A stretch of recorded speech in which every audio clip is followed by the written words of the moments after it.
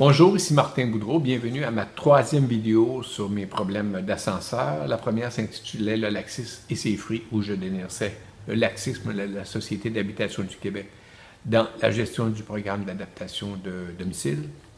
La deuxième s'intitulait « Les fruits de la colère » parce qu'à force de vivre des problèmes, on finit par se choquer et à trouver des solutions.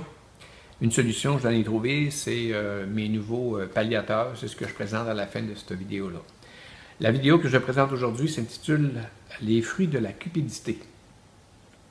On va parler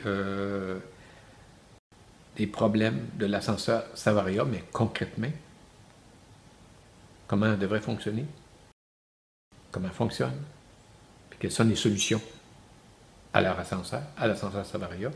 Et la quatrième vidéo qui va suivre un peu plus tard, elle va s'intituler « Le procès du singe ».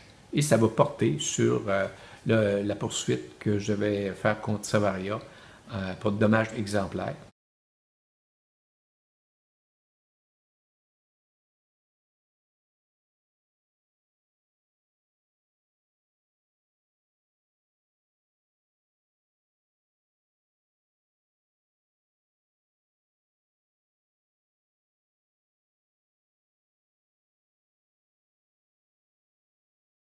Pour les personnes qui n'ont pas eu le temps de visionner mes vidéos précédentes, voici un très bref historique de mes histoires d'ascenseur. En 2006, il y a des nouvelles normes de sécurité qui sont adoptées au niveau de l'installation des ascenseurs.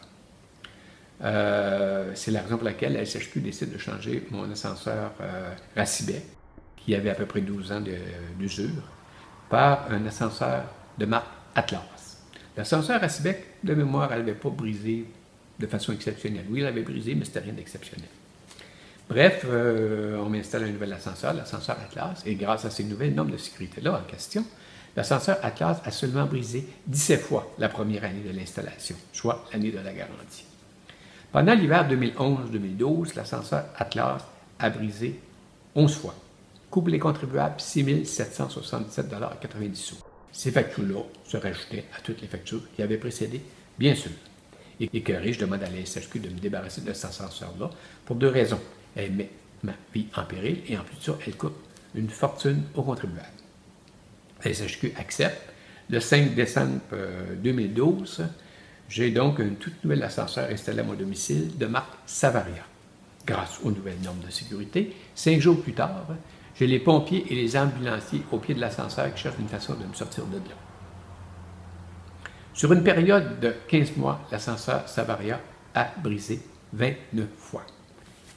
18 déplacements de réparateurs et les autres bris s'étaient associés à des changements de température et parfois ils se réglaient tout seuls parce que quand la température devenait plus clémente, les composantes qui avaient fait défaut, ils reprenaient leur position, comme par exemple les interrupteurs, d'autres composantes que je ne connais pas qui étaient très fragiles au gel, puis qu'une fois que la température devenait plus clémente, elles se réparaient tout seules.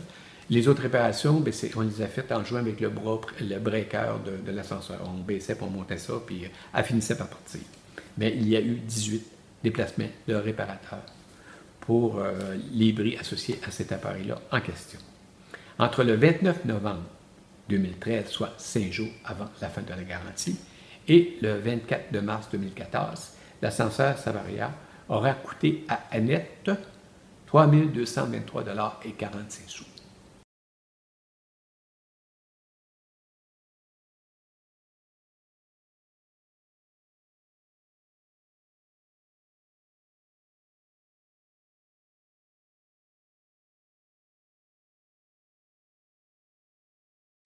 C'est qui ça, Annette? La belle Annette, c'est une madame que j'ai rencontrée dans un Tim Hortons à Drummondville, où je vais régulièrement prendre un café. Puis la première fois que je l'ai rencontrée, elle m'a conté son histoire. C'est une madame de 67 ans. Elle avait un fonds de retraite qui ne lui permettait pas de vivre convenablement, ce qui fait qu'elle s'était trouvée cet emploi-là. Et elle m'avait conté qu'elle était bien en maudit que malgré ses maigres revenus, le gouvernement avait réussi à y soutirer 3 500 $ en impôts. Eh bien, Annette, ces factures-là, c'est toi qui les as payées. Je te remercie beaucoup.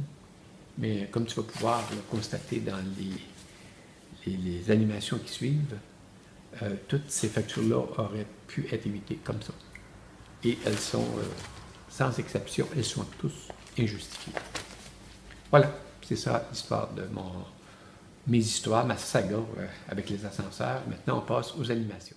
Paraît-il que sur l'ascenseur Savaria, d'après ce que j'ai compris, il y a 10 interrupteurs.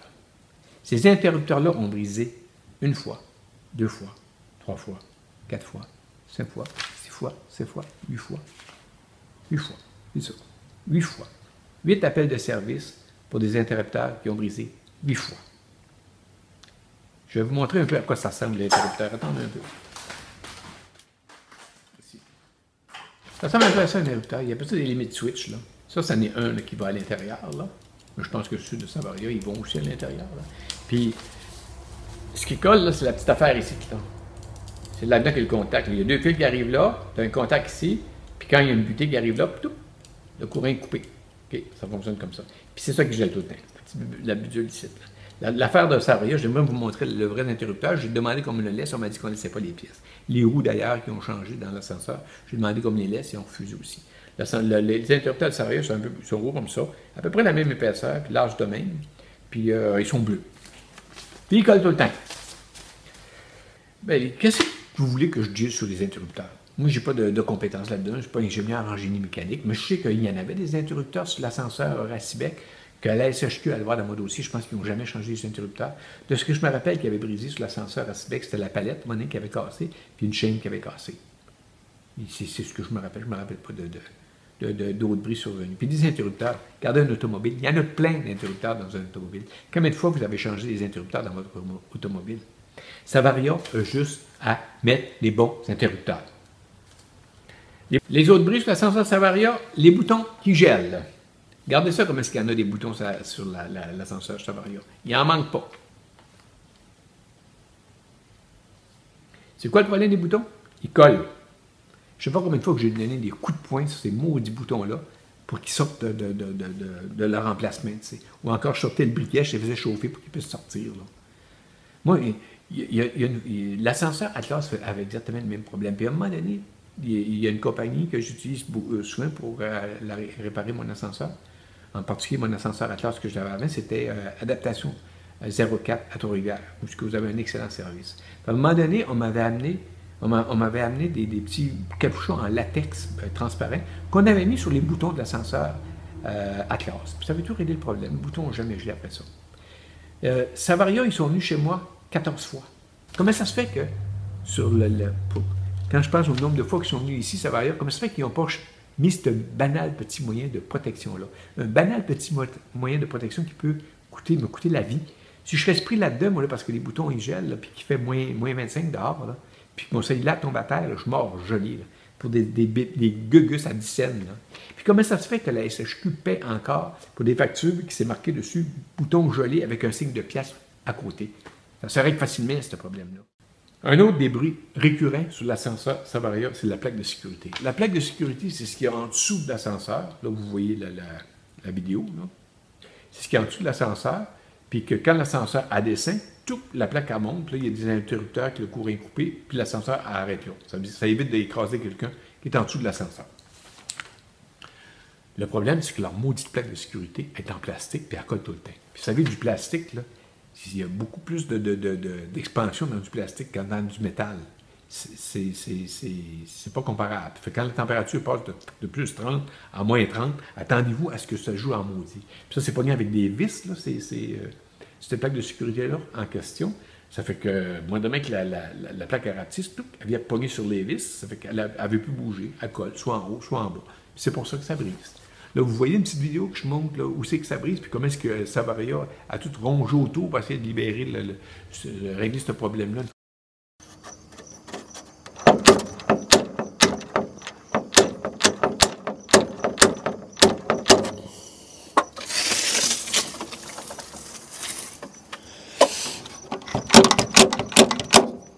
Voici une façon dont Savaria pourrait régler le problème définitivement, en utilisant une grille, tout simplement, avec un interrupteur au centre qui tiendrait la grille par 4 coins, puis moindrement qu'il y aurait une descente de poids sur les interrupteurs, moindrement que la grille se soulèverait, ou rencontrer un obstacle, mais là, l'interrupteur, il se déclencherait. C'est simple comme tout, puis c'est plus pesant que du plastique. Le facteur d'expansion est beaucoup moins grand, puis pourquoi ça briserait, je ne sais pas. Puis en plus de ça, c'est aéré. Ça veut dire qu'il ne pourrait pas avoir d'infiltration de neige là-dedans, puis tout, parce que c'est grillagé, mon affaire. Les portes. Les maudites portes.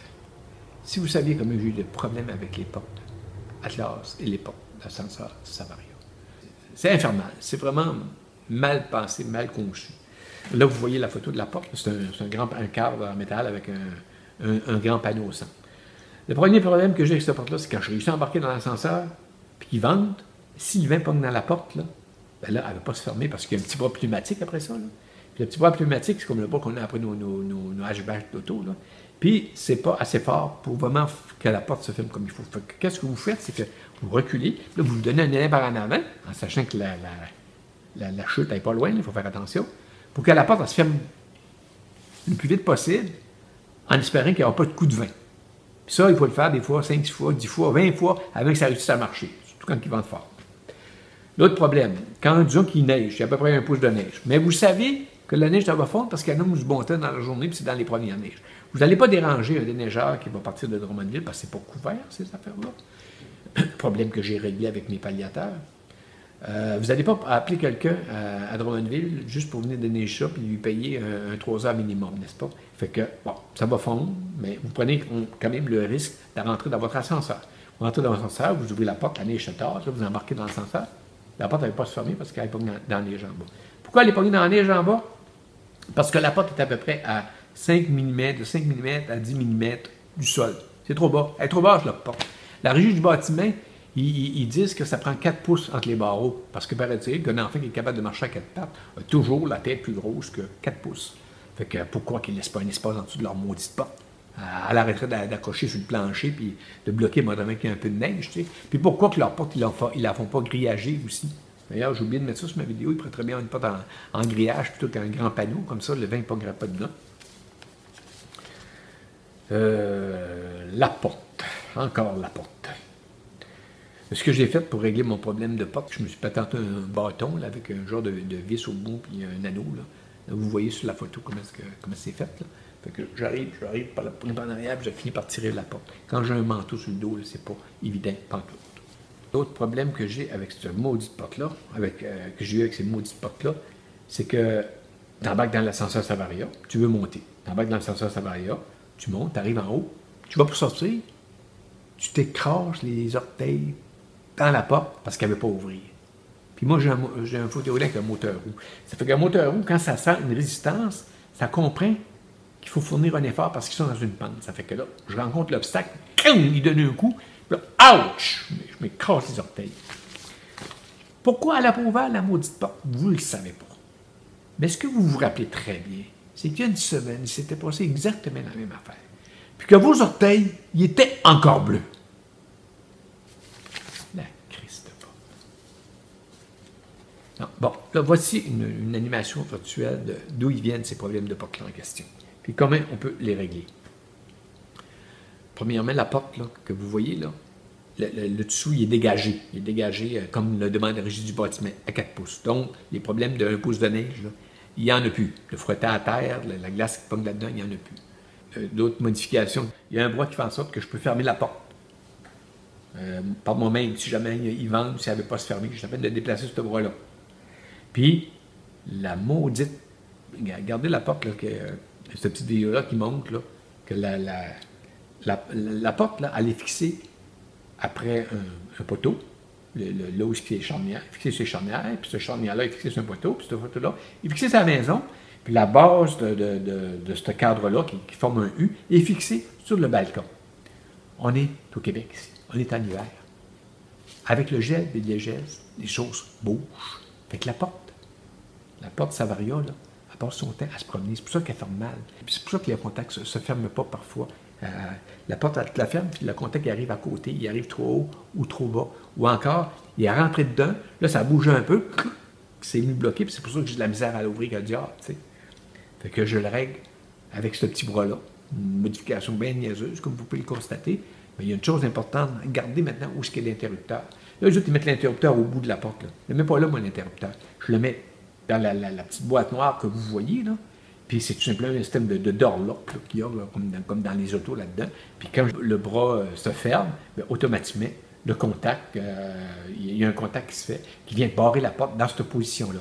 Puis ça, c'est protégé, c'est fermé, c'est dans une petite boîte noire, là, puis on ne voit rien sortir. C'est pas comme les contacts de la porte actuelle là, qui sont finalement à découvert. C'est comme ça qu'on règle le problème des portes. Le pick switch. Le pick switch, vous voyez la photo, c'est un bouton là, de contrôle qui est en bas au pied de l'ascenseur. Puis ce bouton-là, il sert au réparateur. Quand il vient, il pèse sur ce bouton-là, puis il n'y a plus de contact dans l'ascenseur, donc il n'y a pas de risque d'accident.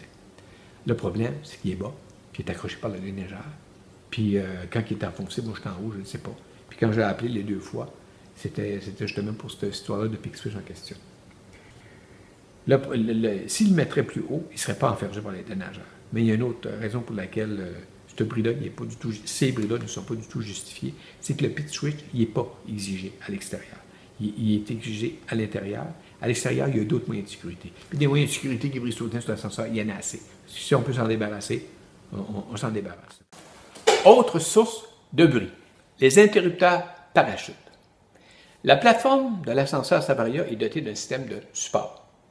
Puis si jamais ce système de support-là fait défaut, puis que la plateforme cherche à tomber dans le vide, bien là, les interrupteurs parachutes sont déclenchés et la descente de la plateforme est bloquée d'un coup sec. Jusqu'à là, ça va, c'est bien beau, puis c'est merveilleux comme système de sécurité. Sauf que le problème, c'est que les interrupteurs parachutes se déclenchent aussi dans d'autres circonstances, comme vous allez le voir sur la petite animation virtuelle qui suit. Ici, nous avons l'ascenseur Savaria, l'ascenseur virtuel Savaria, en position descendue. Et si vous avez de la glace qui s'est ramassée ici, là, dans la charnière de la palette, eh bien, quand l'ascenseur monte, la glace, elle est cassée. La glace se casse, l'ascenseur monte jusqu'en haut. Et rendu en haut, vous sortez de l'ascenseur. Et 24 heures plus tard, il a neigé, une neige très mouillée, ça s'est pogné dans la charnière de la palette, ça a gelé. Donc, quand vous descendez, il se produit ceci.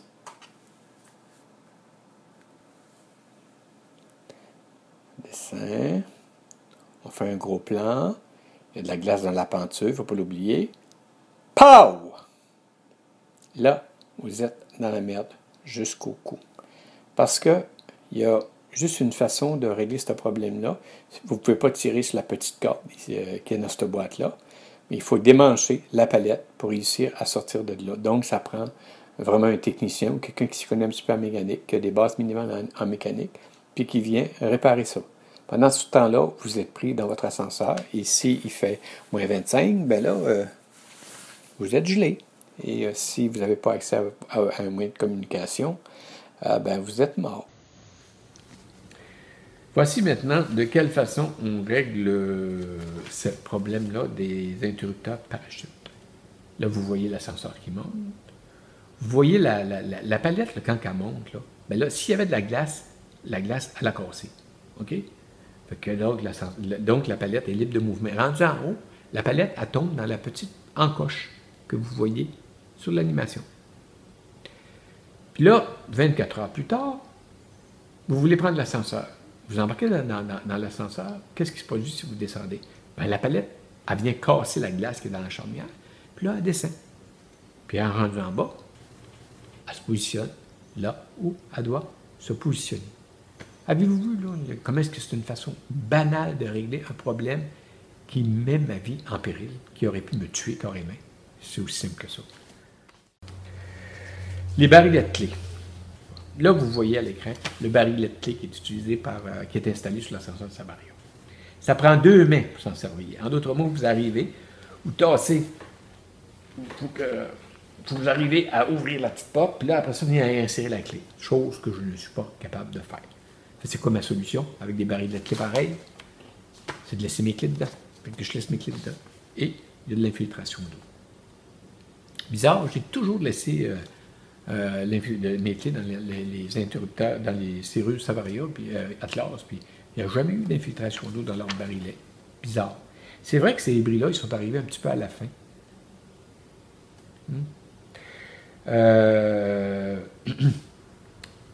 Comment régler ce problème-là? Mais la solution à ces problèmes-là, elle n'est pas compliquée. Elle est dans une question très simple. Combien de fois avez-vous changé les barillets de clés après les portes des nombreuses autos que vous avez eues dans votre vie? Pourquoi ils n'installent pas des barillets de clés comme ceux qu'on trouve sur les portes d'auto? Ils en ont vendu quelques milliards d'autos, n'est-ce pas? Ça fait que c'est un produit qui a été quand même expérimenté et qui a passé par les épreuves de la durabilité. S'ils mettaient des barillets de clés comme ceux-là, ben moi, la clé, je rentrais direct, je pourrais faire ça. J'ai ma clé, je l'ouvre, puis là, je peux m'en servir, là, des clés. Mais là, je peux pas, j'ai pas le choix. La solution au problème que j'ai, puis elle est vraiment temporaire, de toute façon, elle ne me concerne plus vraiment, parce que l'ascenseur, je ne l'utilise plus, j'utilise maintenant mes palliateurs, c'est que j'ai coupé les clés. Toutes les clés sont coupées, ils sont rentrées dedans, puis là, le capuchon est fermé en permanence. Est-ce que je vais pouvoir, comment ça va fonctionner cet hiver, je ne sais pas, je ne l'expérimenterai pas non plus, là, parce que mon intention, c'est vraiment de me servir de mon palliateur. Si cet ascenseur-là peut finir par partir,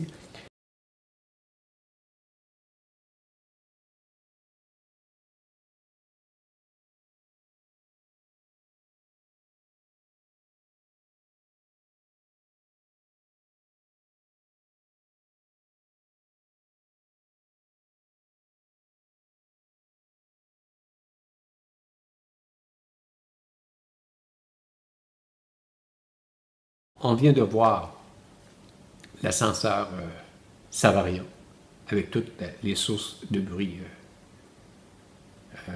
potentielles du produit. On vient de voir de quelle façon ces bruits-là pourraient être réglés sur une base technique ou encore en utilisant les bonnes composantes. Maintenant, vous êtes sûrement plus en mesure de comprendre ce qui a inspiré ceci.